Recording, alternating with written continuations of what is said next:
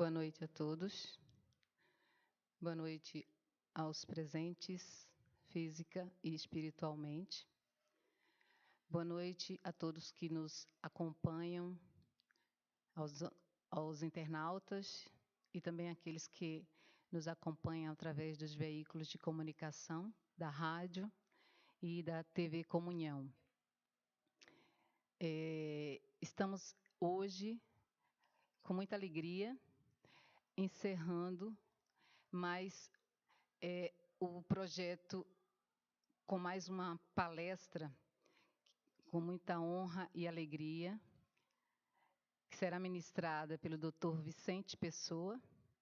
Dr. Vicente é médico e é o atual presidente da AME Goiás, atual vice-presidente da AME Goiás. E esse é o nosso projeto da AME-DF, denominado Projeto Mais AME-DF na Saúde Integral. Fizemos ele ao longo desse ano, a cada 2 meses, com palestras diversas, todas trazendo o tema da saúde e também da espiritualidade na visão da doutrina espírita.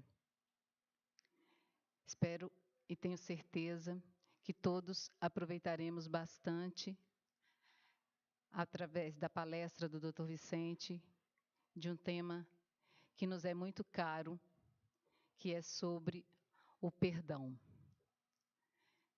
E antes de passar a palavra e do início da nossa palestra, vamos fazer a nossa prece inicial. E eu passo a palavra para a doutora Fabíola, que é a atual presidente da AME Distrito Federal, da AME-DF.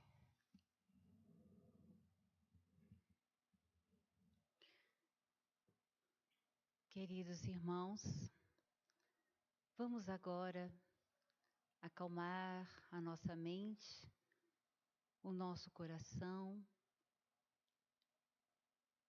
respirando profundamente, entrando em contato com a espiritualidade superior que já nos acompanha,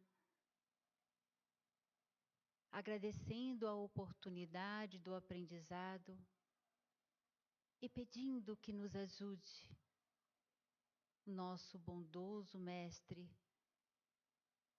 a trilharmos essa jornada na Terra com a capacidade de desenvolvermos as potencialidades que todos nós temos como essência. Que o tema dessa noite possa trazer profundas reflexões para nossas vidas, nos ajudando a caminhar de forma mais serena, sabedores que somos todos filhos de um mesmo Pai, amados profundamente por esse Pai, e que todos nós, como irmãos, estamos em aprendizado para juntos caminharmos, aprendermos e nos apoiarmos mutuamente. Que o Mestre Jesus nos ilumine sempre, inspire nosso querido irmão e colega da AME Goiânia, Dr. Vicente Pessoa, na palestra dessa noite. Que Jesus nos abençoe hoje e sempre. Que assim seja. Então, agora passamos a palavra ao Dr. Vicente Pessoa.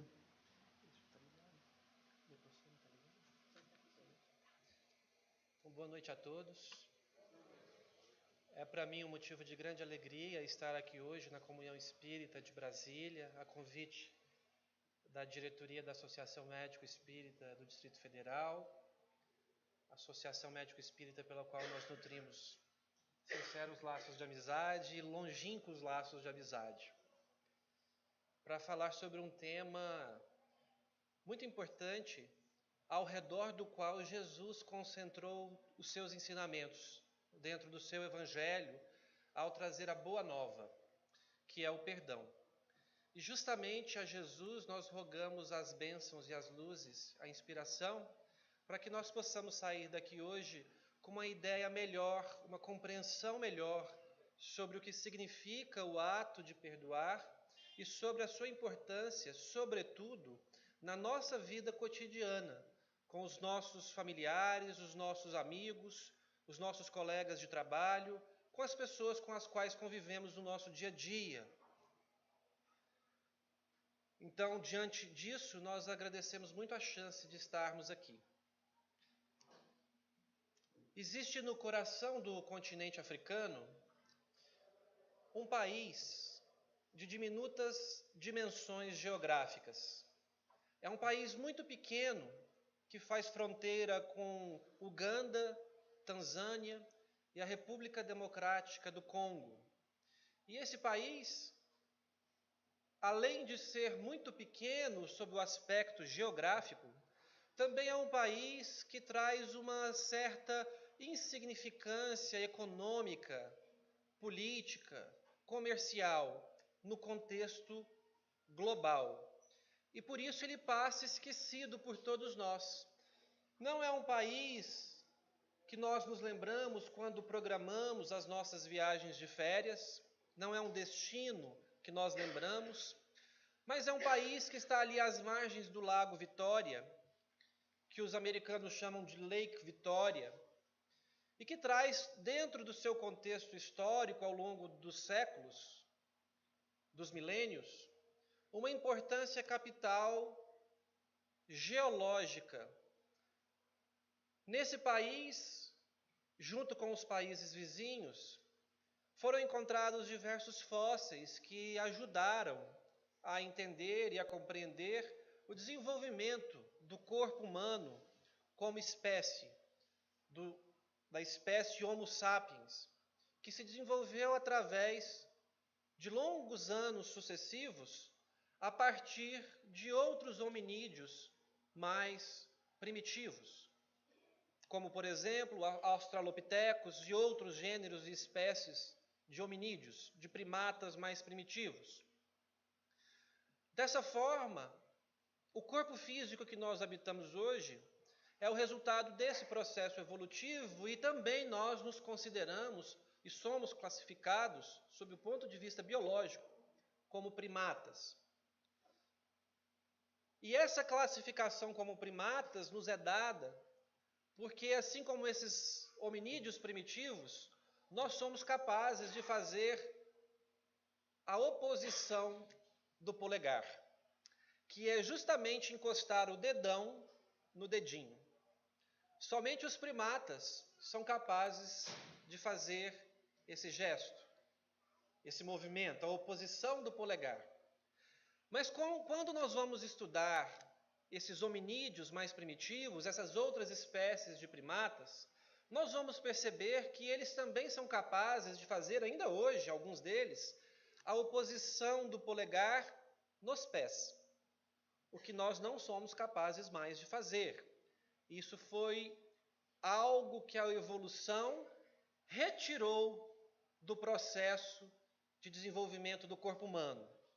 E isso traz uma consequência muito importante, que é a nossa capacidade de ficarmos em pé, ereto, de não andarmos sobre os 4 membros. Se nós repararmos bem, os primatas mais primitivos, algumas espécies de macacos, são capazes de se pendurarem em galhos de árvore pelo pé, justamente porque eles conseguem fazer a oposição do polegar nos membros inferiores. Além disso, algumas espécies são capazes de carregarem os seus filhotes no dorso. Então nós vemos na TV, em canais como o Discovery Channel, por exemplo, algumas mamães macaco que carregam os seus filhotes no dorso, caminhando sobre as 4 patas, e o filhote acaba por envolvê-la, dando um amplexo, um abraço no dorso, e não cai, porque ele consegue fazer a oposição do polegar tanto nos membros dianteiros quanto nos membros traseiros. Mas à medida em que nós perdemos essa capacidade de fazer a oposição do polegar nos membros inferiores e adotamos a postura ereta, não foi mais possível que as mães macacas ou as hominídeas carregassem os filhos no dorso. E elas foram forçadas e obrigadas a carregarem os filhos assim, como as mamães humanas da espécie Homo sapiens. E isso trouxe um avanço significativo para as relações de afeto mãe-filho, uma proximidade, um calor que antes não existia. E como a mãe também, a partir deste momento, só era capaz de usar as mãos para caçar, adquirir os alimentos, ela teve então que decidir deixar a cria com outros membros da família, para que ela pudesse sair em busca de alimento, em busca de água, em busca de utensílios para o sustento da família. E isso também contribuiu para que o afeto fosse distribuído, então, a outros membros da família, contribuindo para o que nós chamamos de reunião ou amor familiar. Ao mesmo tempo em que tudo isso acontecia em relação aos nossos membros, quando nós analisamos a estrutura craniana dessas espécies primitivas de hominídeos, nós vamos perceber que a principal diferença entre os seus crânios e o nosso situa-se justamente na parte da frente da cabeça. Nós desenvolvemos essa parte do crânio de maneira mais acentuada do que esses primatas ditos primitivos. Ou seja, nós desenvolvemos uma parte cerebral na frente da cabeça que nós chamamos de lobo frontal, que essas espécies não possuem. E todo esse conjunto de alterações permitiu com que espíritos mais evoluídos ocupassem esses corpos mais evoluídos. É justamente no lobo frontal que nós vamos encontrar, segundo André Luiz nos explica aí no Mundo Maior, a parte que o espírito utiliza para a transcendentalidade. É a parte que o espírito utiliza para tomar decisões, executar e aplicar o seu livre-arbítrio, perguntar a si mesmo, e se? E se eu tivesse feito isso? E se eu tivesse feito aquilo?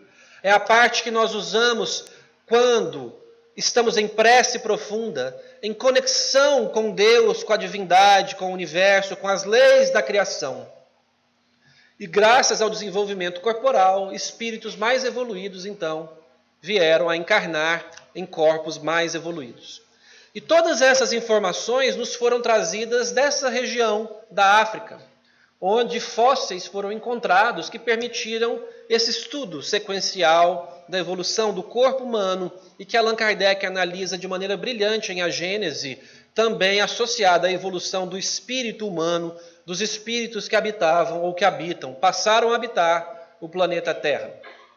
Esse país também tem uma beleza geográfica única, caracterizada pela presença dos grandes herbívoros, as girafas, as zebras, os gnus, que acabam migrando do norte para o sul em um movimento repetitivo a cada ano, a cada temporada, em um movimento circular, e nessa migração elas são perseguidas pelos grandes predadores africanos, especialmente os grandes felinos, os leopardos, os leões, mas também as hienas e outros grandes felinos, os crocodilos, dentro dos rios.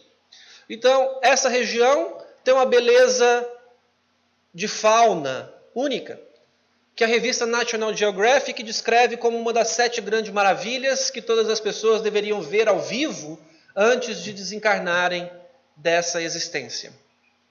Esse país é Ruanda, esse diminuto país, cuja capital é Kigali, cuja população total é de 12 milhões de habitantes, o que corresponde aproximadamente à população da cidade do Rio de Janeiro ou a cidade de São Paulo.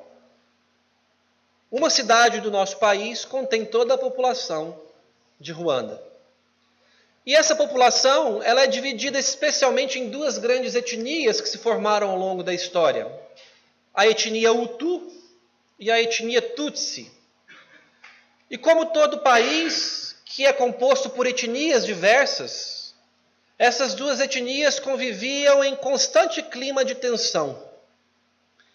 Era preciso intervenções constantes para que o povo se mantivesse unido e uma guerra civil não explodisse. Até que, em 1994, acontece um fato histórico que muda esse contexto, pelo menos por algumas semanas ou alguns meses. O avião em que viajava o presidente ruandense cai, ceifando a sua vida e a vida de toda a sua corte ministerial. O presidente ruandense, na ocasião, era da etnia Hutu. E logo os Hutus acharam uma maneira de culpar a etnia Tutsi pela queda do avião presidencial e pela perda da vida de todos os membros da comitiva presidencial. Obviamente que isso foi apenas uma gota d'água de um conflito que havia acumulado mágoas e acumulado tensões ao longo dos anos. Mas diante dessa tragédia e dessa acusação aos Tutsis, os Hutus se acharam no direito de matar todo e qualquer Tutsi que eles encontravam pela frente a partir daquele momento. E começa então em Ruanda um dos episódios mais tristes e vergonhosos que a humanidade já registrou. Um verdadeiro genocídio, em que uma etnia passa a exterminar outra etnia por completo. Esse episódio é até descrito em um filme hollywoodiano, que alguns de vocês provavelmente já tiveram a chance de assistir, chamado Hotel Ruanda, representado por vários atores famosos de Hollywood. Nesse contexto genocida, aproximadamente 1 milhão de Tutsis foram assassinados, num país de 12 milhões de habitantes. Quase 10% da população foi morta. É como se no Brasil nós matássemos aproximadamente 22 milhões de brasileiros. E esse episódio genocida aconteceu em aproximadamente 2 ou 3 meses, entre abril e julho de 1994. A situação tornou-se tão crítica que todas as viúvas de Tutsis eram violentadas sexualmente pelos Hutus. E as crianças que nasciam vítimas dessa violência sexual eram assassinadas ao nascer. Essa situação se tornou tão crítica e tão caótica e tão chocante que as forças militares e políticas do hemisfério norte resolveram, enfim, intervir em julho de 1994, enviando a Ruanda tropas, apoio logístico, apoio médico, a Cruz Vermelha se envolveu, e então, através dos esforços dessas nações, o genocídio foi encerrado. E é nesse contexto do genocídio em Ruanda, em 1994, que nós vamos encontrar a nossa personagem principal da noite de hoje. E a nossa personagem principal é Jean Paul Samputu. Jean Paul Samputu é um músico ruandense que nasceu em Kigali e cresceu no meio musical. Aflorou muito cedo a sua musicalidade e, ao estudar a música, ele desenvolveu essa potencialidade musical. Assim como nós temos no nosso país os nossos cantores famosos, que nós conhecemos as músicas e cantamos as canções, Ruanda tinha, então, em 1994, Jean Paul Samputu como um dos expoentes. E Jean Paul Samputu acontecia de ser da etnia Tutsi, a etnia que estava sendo dizimada pelos Hutus. E alertado por sua família de que ele corria sério risco de perder sua vida, porque ele era um Tutsi famoso, e para os Hutus era muito interessante ter a cabeça de Samputu exposta em uma bandeja para que isso servisse de estímulo ao movimento genocida, estimulasse mais Hutus a matarem mais Tutsis. Ele então resolve deixar o país, acompanhado de sua esposa e de suas 2 filhas. Passa a viver dos países vizinhos, divulgando a sua música e a sua musicalidade. Mas algumas semanas depois, ele recebe a notícia de que em Ruanda, seu pai sua mãe, sua irmã e seus 2 irmãos foram assassinados. E aquilo causa em Jean-Paul Samputu um impacto brutal.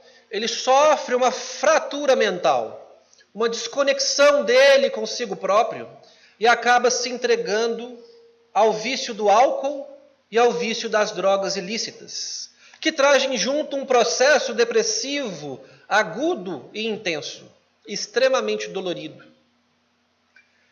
E diante das dificuldades de viver com uma pessoa que abusava do álcool, abusava das drogas ilícitas e era extremamente depressiva, sob risco de vida, a esposa de Jean-Paul Samputu acaba por deixá-lo, levando consigo as suas 2 filhas, e a partir de então ele se encontra só no mundo. Sob o risco de perder a sua própria existência, ele então procura os maiores especialistas na Europa, nos Estados Unidos, em psiquiatria, em psicologia, em neurociências, em terapias diversas, para que ele pudesse se auto-resgatar desse processo depressivo, se ver livre das drogas, se ver livre do álcool e poder retomar a sua vida de músico, a sua vida de esposo e a sua vida de pai. Mas foi em vão. Nenhum desses especialistas foi capaz de socorrê-lo nas suas necessidades mais íntimas. E então nós nos lembramos do diálogo que Jesus teve com o apóstolo Pedro, nos evangelhos.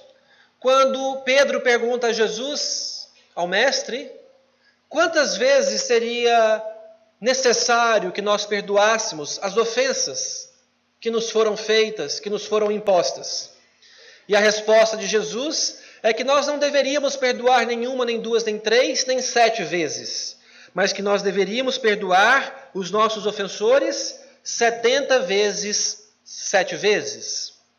Jesus, obviamente, não quis dizer que nós deveríamos perdoar o ofensor 490 vezes. E na ofensa número 491, nós estamos liberados para não mais perdoar, porque nós já fizemos a nossa parte, já perdoamos 490 vezes. Jesus nos traz a ideia, ao dizer dos 70 vezes 7 vezes, que nós devemos perdoar infinitas vezes, incontáveis vezes. Talvez a mesma pessoa e talvez pela mesma ofensa. Que ela erre 490 vezes conosco, que nós saibamos perdoar 490 vezes o mesmo erro. É essa ideia que Jesus nos traz de perdão, que é uma ideia quantitativa da importância de perdoar. Mas o que eu gostaria de discutir aqui hoje e de trazer como ideia para a reflexão é o aspecto qualitativo do ato de perdoar. Há limite para a sua capacidade de perdoar? Qual é o seu limite de perdoar? Você é capaz de perdoar aquela pessoa que no trânsito fecha o seu carro de maneira intempestiva?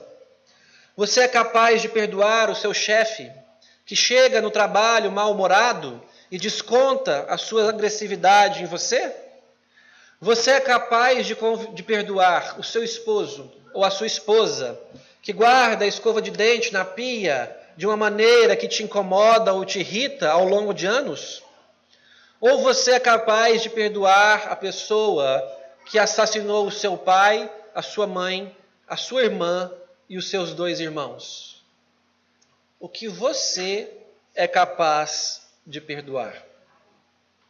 Qual é a força do seu perdão? Nós costumamos ouvir frases em livros de autoajuda, em livros de filosofia, em livros religiosos, que são parecidas com essa. Guardar ressentimentos é como tomar veneno e esperar que a outra pessoa morra. Numa ideia de que guardar mágoa faz mal para si mesmo e não para o outro. E diante de frases como essa, me veio à mente a ideia ou a dúvida de que se realmente o perdão faria bem à saúde. essas frases têm uma verdade científica a sustentá-las, ou são apenas falácias filosóficas e religiosas que são usadas por pessoas para nos manipular o comportamento e as atitudes? Então, diante disso, eu resolvi buscar no meio médico, nas revistas científicas, alguma evidência de pesquisas que estudavam o efeito do perdão na saúde física, corporal e mental, psicológica das pessoas. Então, a pergunta que eu fiz nesses bancos de dados foi exatamente essa: o perdão faz bem à saúde? Ou, em outras palavras, guardar mágoa e ressentimentos faz mal à saúde? Mas logo eu percebi que eu não sabia o que era perdão, que existia inúmeras definições de perdão em diversos textos diferentes. Então, para que a minha pergunta fosse respondida, eu precisava de uma definição de perdão que me guiasse nessa busca.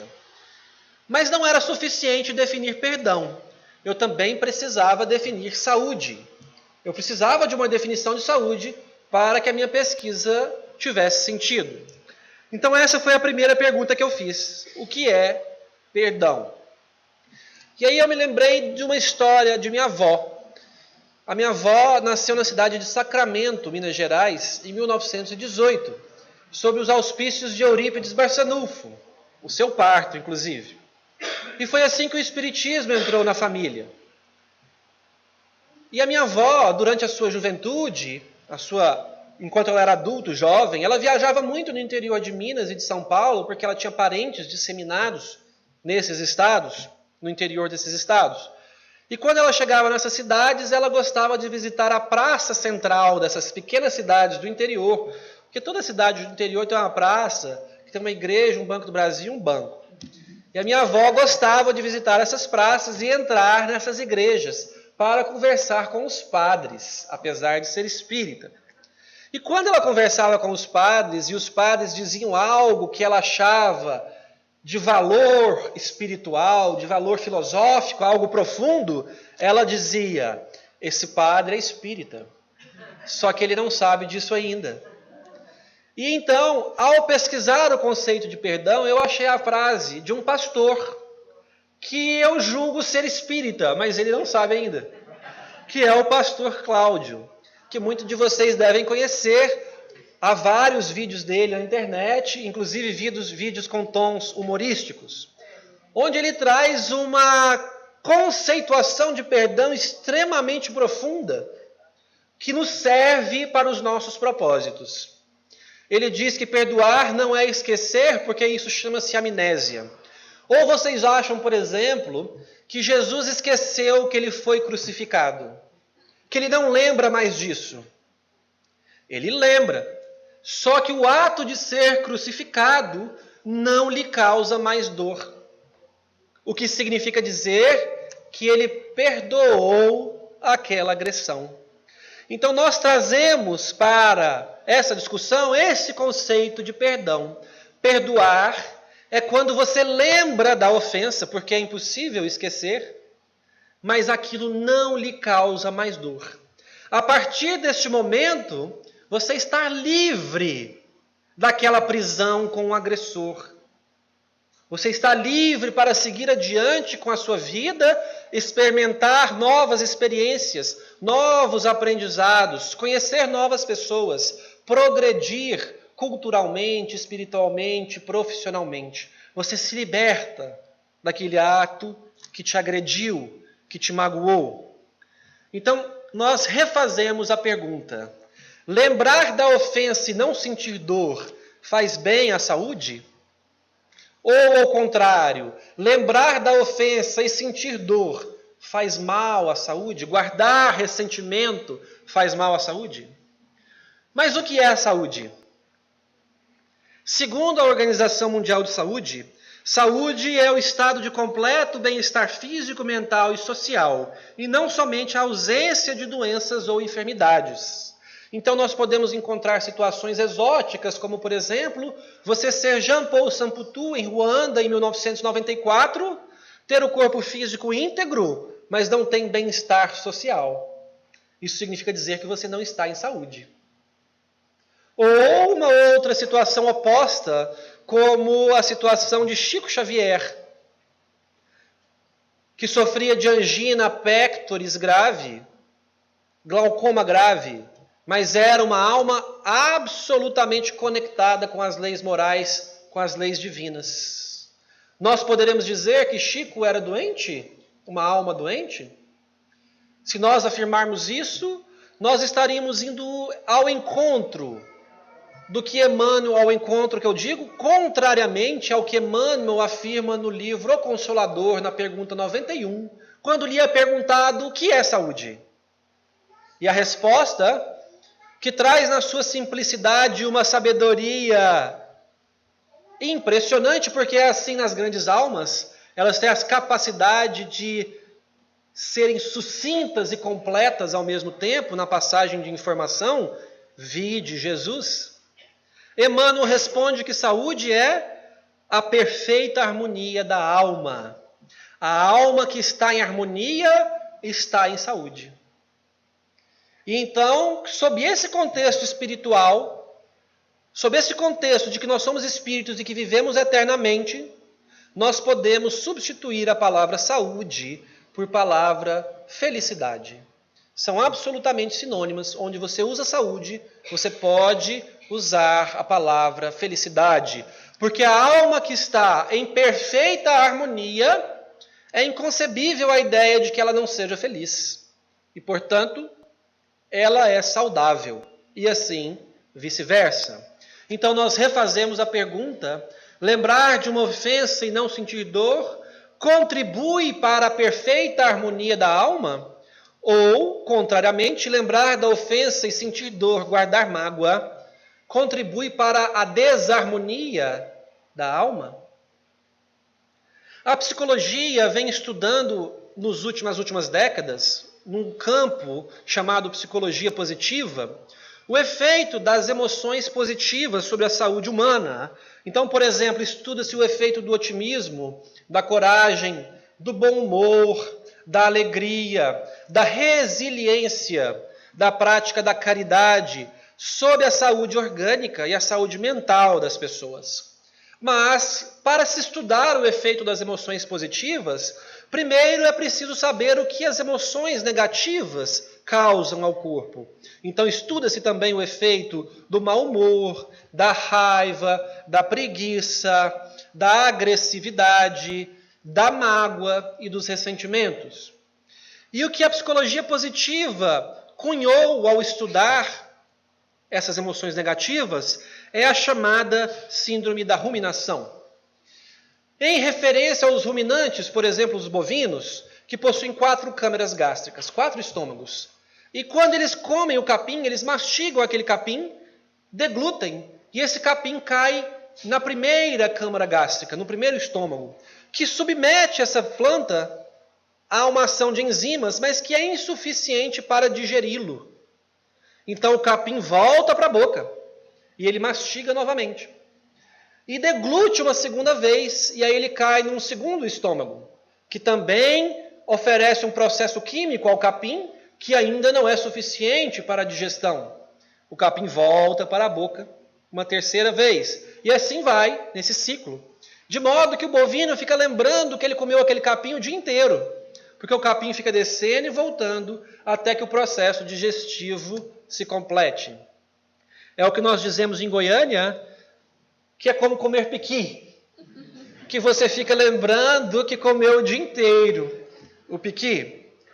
Então essa é a chamada síndrome da ruminação nas pessoas que guardam mágoa, que guardam ressentimentos, porque elas ficam ruminando a agressão que sofreram, não por dias, não por horas, mas por semanas, por meses, por anos.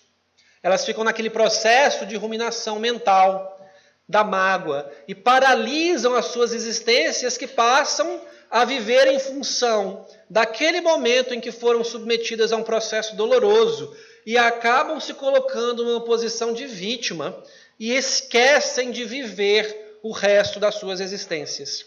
É como o amigo Rossandro diz que a vida é um filme e de repente, no momento da agressão, você tira uma fotografia de uma cena do filme e passa a olhar exclusivamente aquela fotografia daquela cena e esquece que o filme da sua vida progride. E as novas cenas se sucedem com novas oportunidades de aprendizado, de evolução, novas pessoas interessantes surgem, novas oportunidades de progresso surgem, e você está lá paralisado, assistindo a cena da fotografia, esquece de viver o resto do filme, de chegar ao fim do filme, com uma conclusão positiva. Mas o que a síndrome da ruminação pode causar no corpo físico, no corpo humano? Quais são as consequências disso para a nossa saúde? Nós sabemos que a síndrome da ruminação, ela desencadeia aquilo que em medicina nós chamamos de resposta do corpo ao estresse. Essa resposta já foi estudada em outras situações e já recebeu outros nomes, como, por exemplo, resposta de luta ou fuga, que é uma resposta que, por exemplo, se você estiver andando nas ruas de Brasília e de repente você se depara com um assaltante armado, e aquilo te causa uma descarga de adrenalina e de corticoide na corrente sanguínea, para te preparar para lutar ou fugir. E aquela descarga de adrenalina e de corticoide faz com que os seus músculos recebam mais sangue, fiquem mais potentes para você correr mais rápido, saltar mais rápido, mais alto. As suas pupilas se dilatam para que você enxergue melhor as rotas de fuga. Os seus pulmões se dilatam para oxigenar melhor o sangue. O seu coração bate mais forte para distribuir mais sangue. Então, uma reação fisiológica desencadeada pelo excesso de adrenalina e pelo excesso de corticoide na corrente sanguínea. Mas nessa situação de luta ou fuga, essa resposta dura de 30 segundos a 2 minutos. Então a pessoa corre, pula um muro e depois, nossa, como eu pulei esse muro? Tinha 3,5 metros de altura. Porque ela estava dopada endogenamente, naturalmente, por excesso de corticoide e noradrenalina, adrenalina. Mas as pessoas que ruminam, elas liberam esse excesso de corticoide e de adrenalina por semanas, por meses, por décadas na corrente sanguínea. E não há corpo físico que resista ao excesso de adrenalina e de corticoide por tanto tempo. Ele cobrará o preço. Então aqui nós já entendemos que a pessoa que guarda mágoa e rumina a agressão, pelo excesso de corticoide, acaba inibindo principalmente as suas funções do sistema imunológico. É notória e conhecida a relação do excesso de corticoide com a lentificação das nossas células do sistema imunológico. Exemplos: o paciente que é transplantado de órgãos que precisa tomar corticoide para que o seu sistema imunológico não agrida o órgão novo, que é a chamada rejeição. É preciso frear o sistema imunológico dessas pessoas para que o órgão novo possa conviver pacificamente no seu corpo. É sabido que essas pessoas, isso é um ramo da infectologia, têm um risco maior de infecções. É o preço que elas pagam pelo órgão novo. As mulheres, especialmente, que têm lúpus, por exemplo, e que tomam corticoide para controlar as suas crises, também pagam o preço do risco maior de infecção. E assim, os ruminantes, que naturalmente aumentam a sua produção de corticoide pela mágoa, por desencadear a resposta ao estresse, são pessoas que têm risco maior de infecções. Olha onde nós chegamos. Com acúmulo de mágoa, as pessoas têm mais risco de pneumonias, infecção de urina, herpes e outras tantas infecções relacionadas à imunidade. Mas não só isso, o excesso de corticoide e de adrenalina acaba por aumentar a pressão arterial do organismo. E os hipertensos sofrem um risco maior de derrames, de infarto, de cegueira, de insuficiência renal, de úlceras nas pernas. Então as pessoas que ruminam, que guardam mágoa, elas acabam tendendo à hipertensão arterial e ao risco de todas as suas consequências. Todas essas síndromes que eu citei estão mais presentes e mais prevalentes nas pessoas ruminantes. Mas não só isso. Inúmeros trabalhos na literatura médica associam o acúmulo de mágoa ao desencadeamento. Eles são fatores desencadeadores de transtornos mentais de todos os tipos. Então nós podemos ver que, assim como Jean-Paul Samputu, que sofreu uma fratura mental e caiu em depressão, que é um dos transtornos associados ao acúmulo de mágoa, por um mecanismo muito simples chamado ruminação. Então, se a pessoa lida com a ruminação, com a ofensa, usando mecanismos de resiliência, de coping, como os americanos chamam, cuja melhor tradução é lidar com, se a pessoa traz dentro de si mecanismos com os quais ela é capaz de lidar com a ofensa, ela desvia a seta para cima e acaba vivendo bem. Por outro lado, se ela não tem esses mecanismos de resiliência, ela desvia a seta para baixo e entra num risco muito maior de desenvolver esquizofrenia, distúrbio bipolar do humor, depressão, síndrome do pânico, crises de ansiedade e todos os outros distúrbios psiquiátricos possíveis. Então nós chegamos num ponto em que nós já vimos que guardar mágoa faz mal não só ao corpo físico, mas à psique, à mente humana. Isso com evidências científicas estudadas dentro da academia médica. Portanto, a frase guardar mágoa e esperar que o outro morra, ela traz por trás de si um subsídio científico, de evidência científica. Essa questão é tão importante, mas é tão importante que a Organização Mundial de Saúde declara recentemente que o ato de perdoar passa a ser considerado uma questão de saúde pública.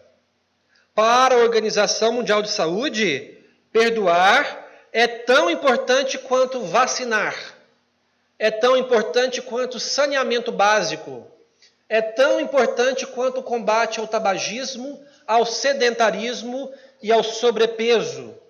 Para a Organização Mundial de Saúde, perdoar é tão importante quanto diminuir as áreas de conflito no planeta Terra. E quando nós lemos esse texto, eu fiquei impressionado com a importância que a Organização Mundial de Saúde estava dando ao ato de perdoar.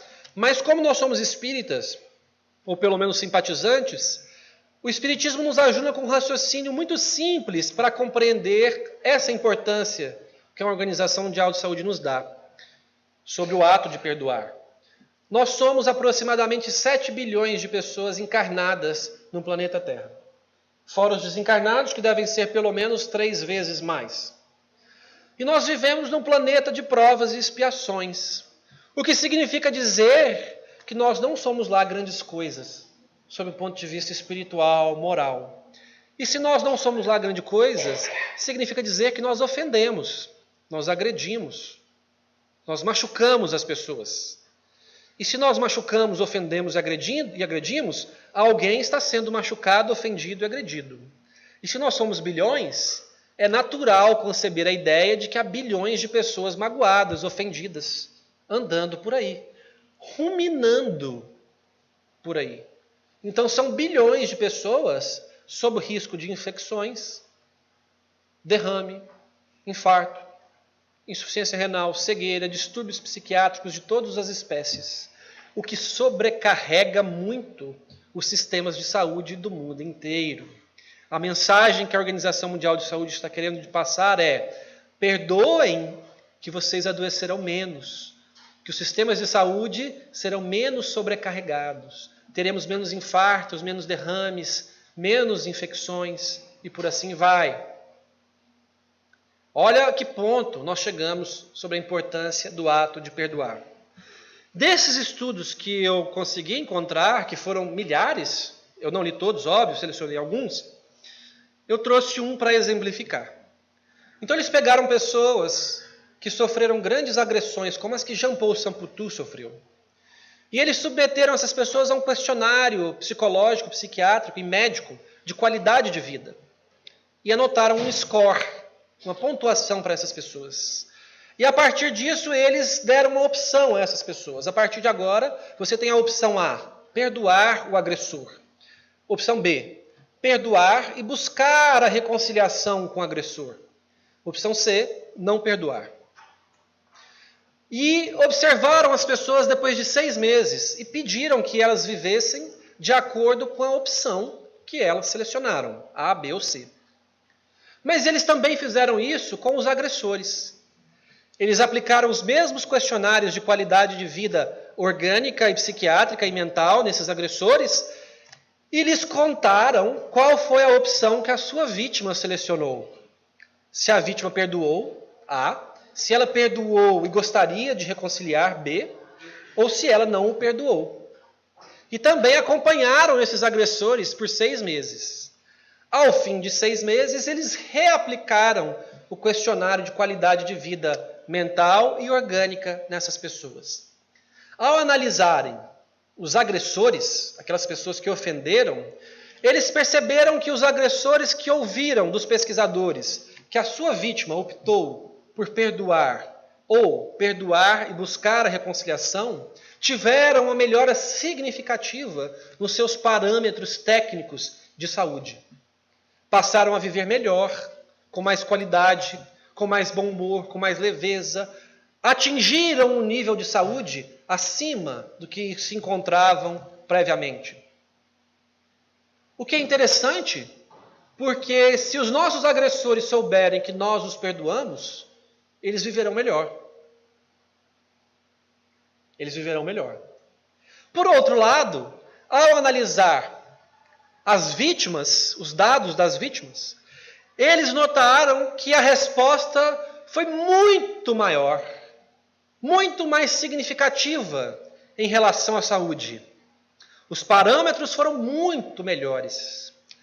E aí então eu me lembrei de uma frase que todos nós já ouvimos, que foi dita por alguém na Idade Média.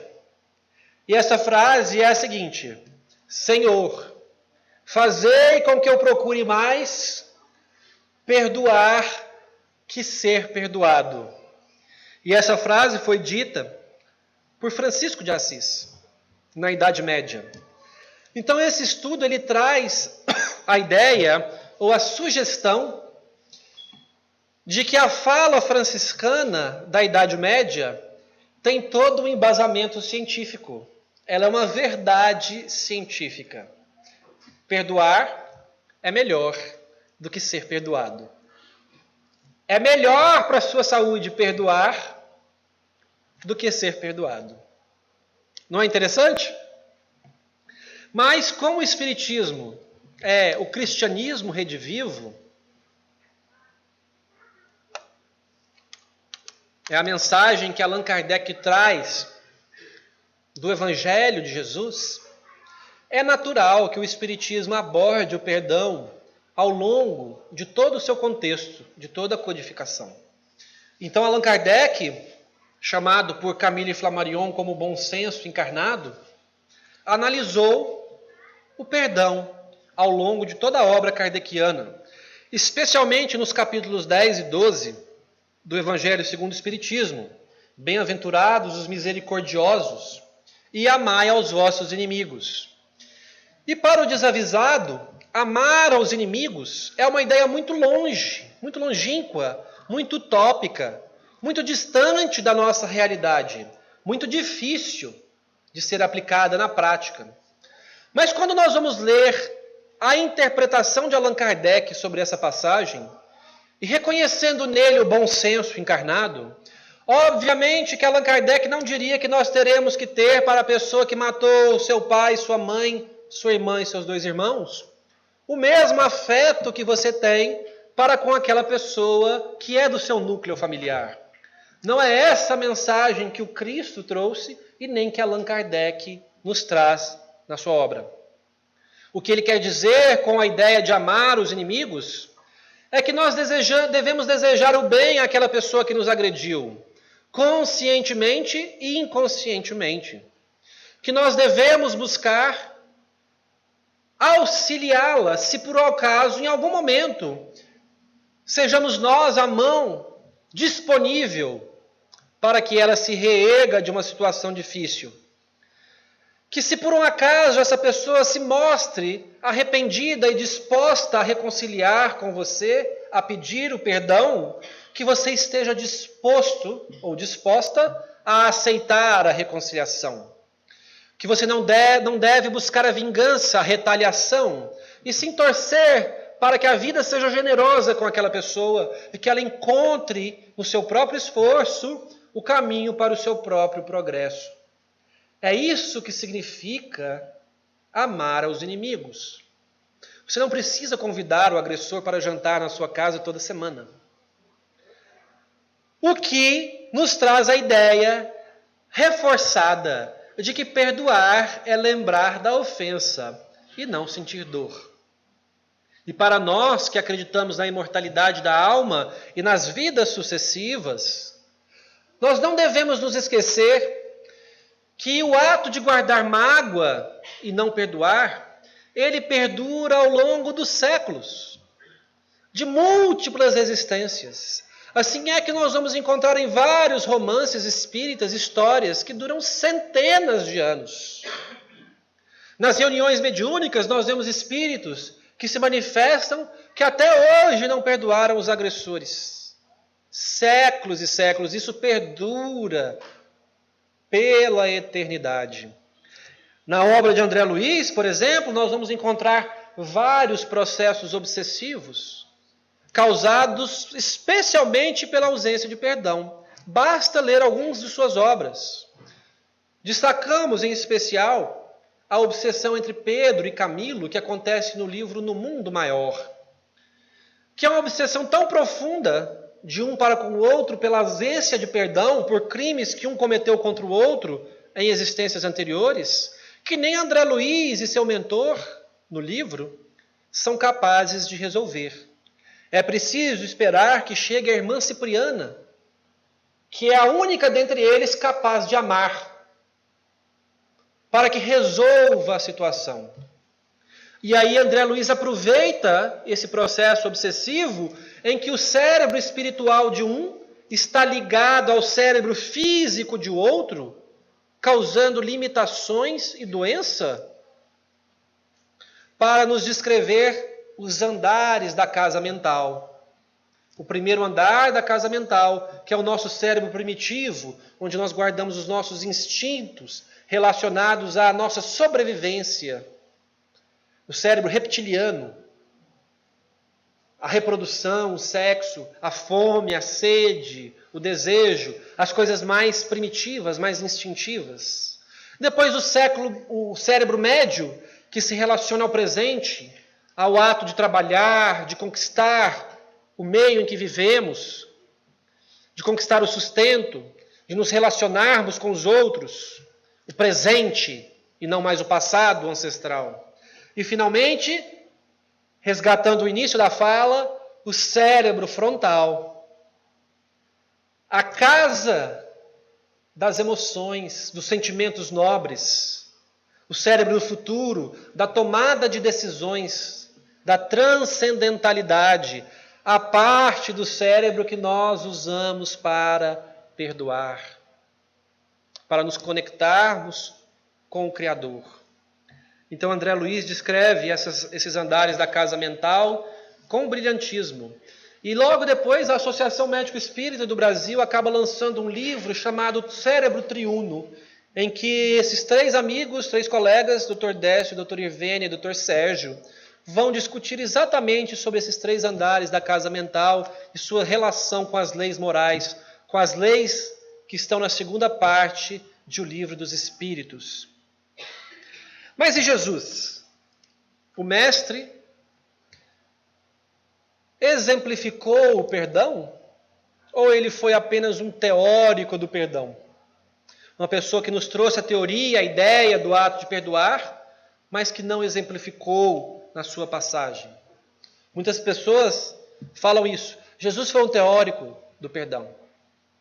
Mas nós nos esquecemos, por exemplo, de duas passagens da vida de Jesus, em que ele perdoa no seu momento mais difícil e dolorido, pregado na cruz. Pregado na cruz, Jesus perdoou 2 vezes. E essas histórias nos são trazidas por irmão X, Humberto de Campos, pela psicografia de Chico Xavier. Então estava lá Jesus pregado na cruz. E ele sentia dores muito fortes pelos pregos, de 25 centímetros que atravessavam o carpo e o tarso, lesionando os nervos que nos dão sensibilidade nas mãos e nos pés. Uma dor absurda. Ele havia sido chicoteado na véspera e perdido muito sangue com os espinhos e as barras, os cilindros de ferro que continham nas pontas dos chicotes, que perfuravam profundamente os músculos do dorso, provocando um sangramento profuso. Havia espinhos no seu couro cabeludo, de 15 centímetros de comprimento, oriundos de uma planta nativa da região, e que perfuravam o couro cabeludo, causando um sangramento abundante. Jesus então estava desidratado, não bebia água há muitas horas, havia perdido muito sangue e sentia muita dor. Estava num momento de sofrimento profundo, um momento de muita dor, talvez o momento mais difícil de sua passagem entre nós. E nesse momento, surge no meio da multidão o anjo mau. Aquele que havia tentado Jesus no deserto e no monte. E ele então se aproxima do mestre e de maneira debochada e cínica, face a face com Jesus, lhe pergunta: onde estão seus amigos? Jesus sentiu uma saudade enorme dos apóstolos e das suas pessoas mais próximas naquele momento. Cada um deles estava ausente por um motivo próprio, com exceção de João, que estava lá ao pé da cruz, socorrendo Maria Santíssima. Então Jesus sente a dor da saudade dos amigos. E o anjo pergunta: onde estão seus amigos? Que o abandonaram nesse momento? São esses os que você diz amigos? Que no seu momento mais difícil o abandonam? Negue-os, abjura-os, e eu o tirarei dessa cruz e o farei Senhor do céu e da terra. Então Jesus, no esforço, lembrando dos momentos que viveu na terra, ergue os olhos para o céu e exclama: Senhor, perdoa-lhes, eles não sabem o que fazem. Então Jesus perdoa pela primeira vez, pregado na cruz. Conta os evangelhos que naquele momento o céu se fez escuro, o dia se fez noite, uma ventania tomou conta da região, trovões foram ouvidos ao longe. E de súbito, clarões passaram a romper as nuvens negras e feixes de luz desciam do céu em direção à terra. Eram anjos do Senhor, que vinham receber o Mestre, que partia para os reinos celestes.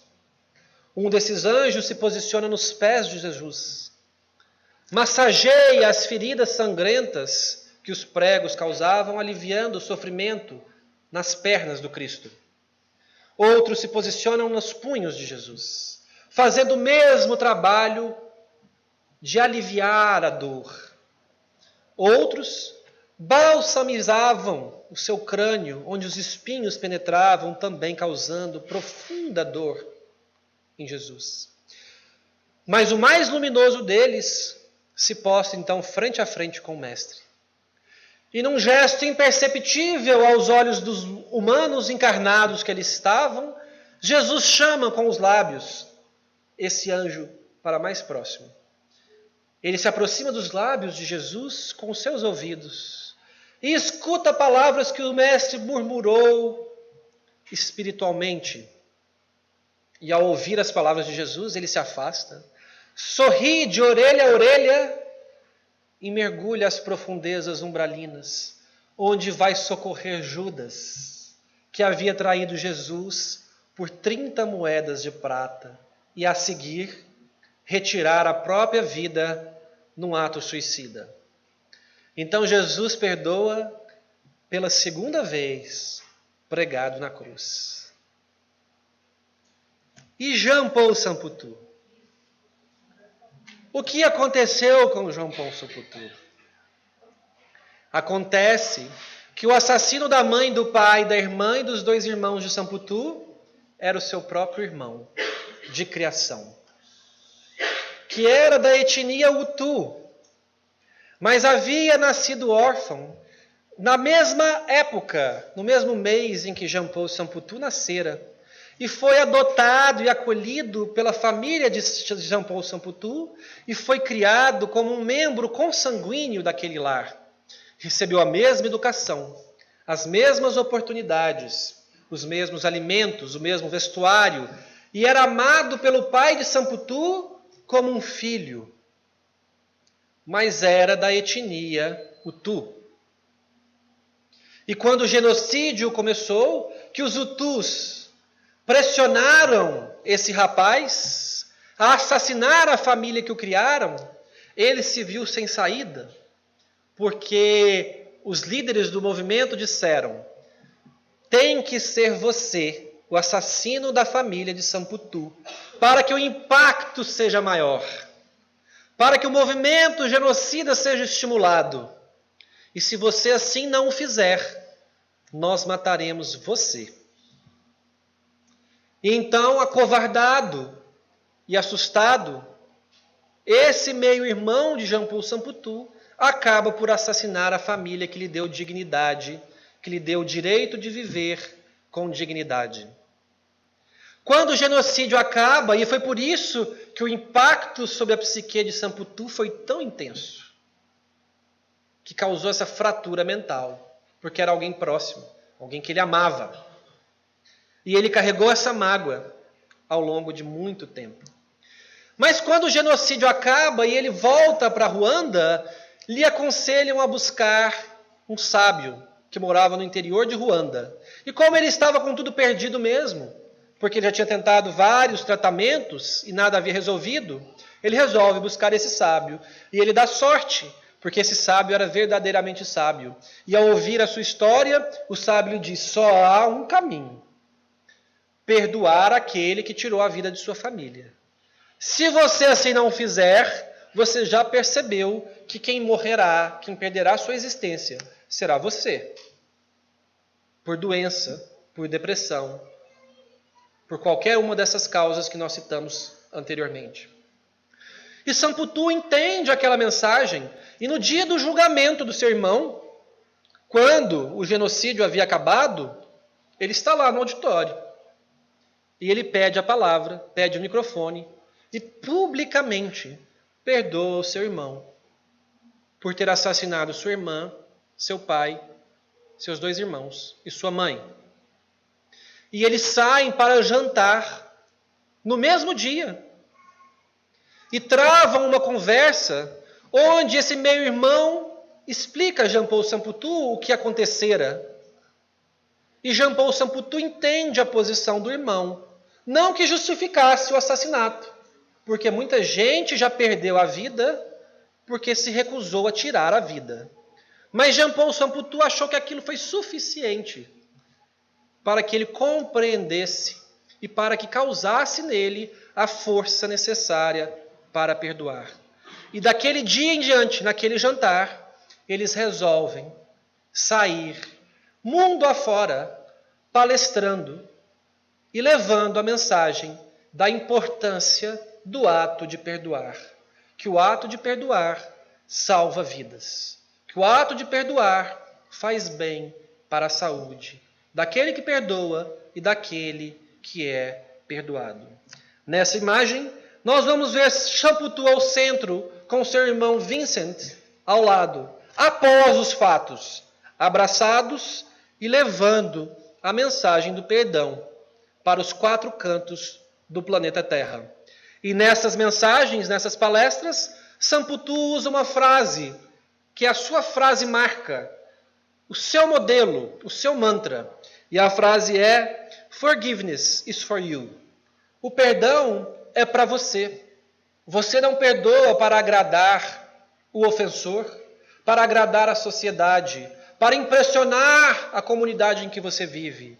Você perdoa porque faz bem para você, te liberta espiritualmente, te permite prosseguir, progredindo, aprendendo, te permite manter o seu corpo físico livre do risco de incontáveis patologias. Portanto, se você tem no seu leito familiar um irmão, um pai, uma mãe, um primo, um filho, com o qual você cortou relações pelo excesso de mágoa, está na hora de procurá-lo, de resolver a situação antes que a mágoa se perpetue pela eternidade. A hora é agora. O tempo urge. Qual é a sua capacidade de perdoar?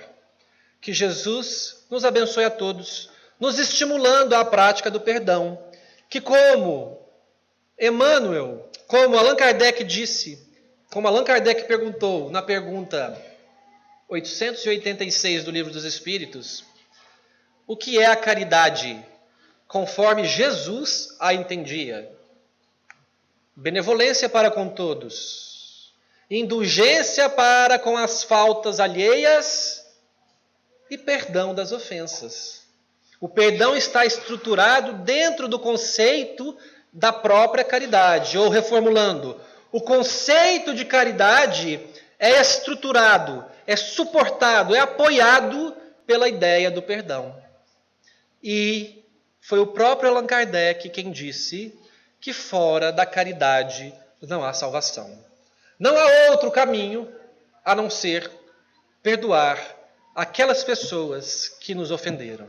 Que Jesus nos estimule e nos incentive, nos fortaleça, para que quando as grandes ofensas nos atinjam, nós estejamos preparados para esse ato de perdoar. Mas que também nos estimule a perdoar o nosso cônjuge que guarda a pasta de dente de uma maneira que nos incomoda. Que Jesus nos abençoe a todos. Muito obrigado.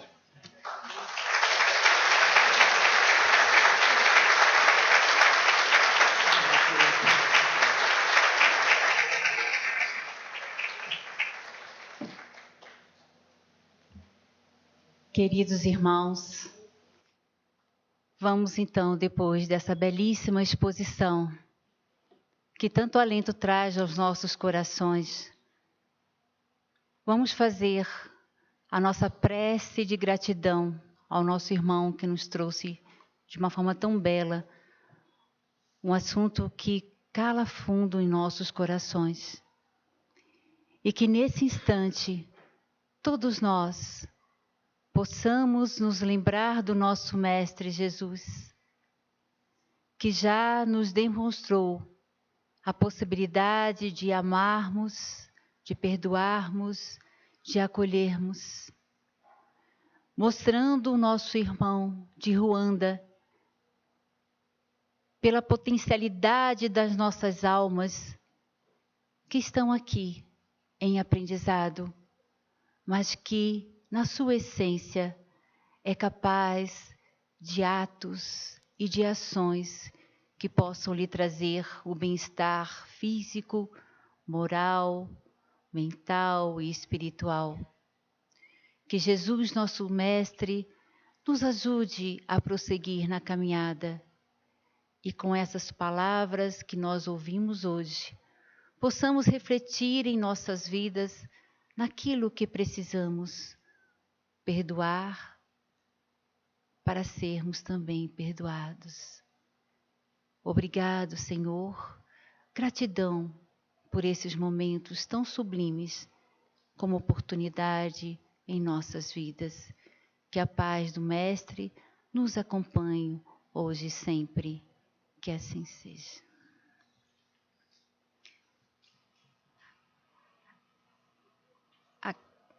Os que vão tomar passe podem aguardar aqui no salão.